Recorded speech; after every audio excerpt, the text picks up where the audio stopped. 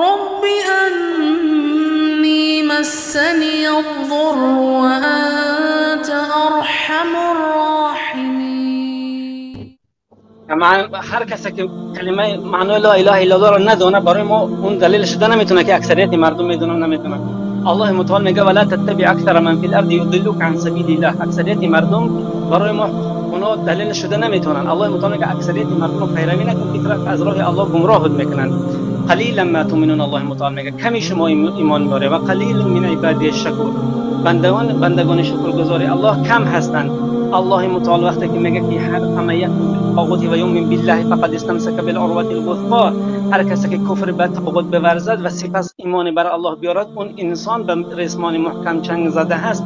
اون انسان به معنای لا اله الا الله عمل کرده هست.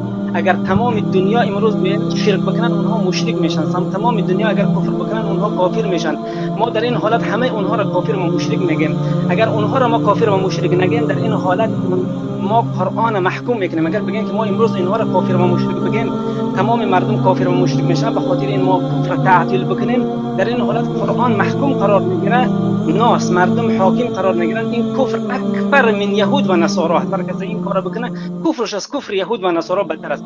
و تمام مردمی که معنای لا اله الا الله را نمیدونن